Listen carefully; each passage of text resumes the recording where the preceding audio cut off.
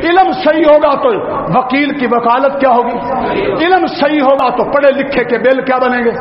پھر ان میں خیانت اور جھوٹ اور ملاوٹ نہیں ہوگی۔ علم صحیح ہوگا تو تاجر کی تجارت میں دیانت کی خوشبو ہوگی۔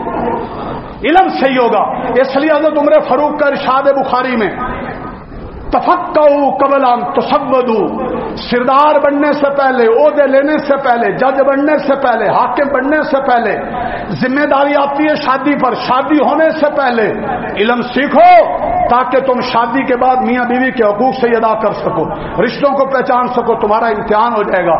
اگر علم ہوگا تو تم فیصلے صحیح کر سکو۔ اللہ اکبر۔ یہ وہ علم تھا جس کے لیے حضرت جابر نے ایک حدیث کے لیے 1 مہینے کا سفر کیا۔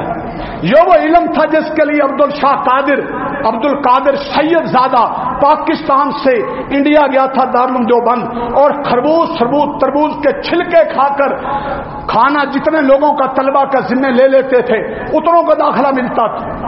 میں یہاں ایک سوال کرتا چلا جاؤں، پورا مجمع الفیصل ٹاؤن اور لاہور کا اور مقامی اور دور والے شہری، سوچو اس مدرسے میں 1000 طلبہ ہیں، 4-5 دیگیں ایک وقت کھانا بنتا ہے۔ آپ نے گریبان میں جھانک کر دیکھو کبھی ان مہمان رسول کا کھانا بنانے کا دل میں جذبہ آیا؟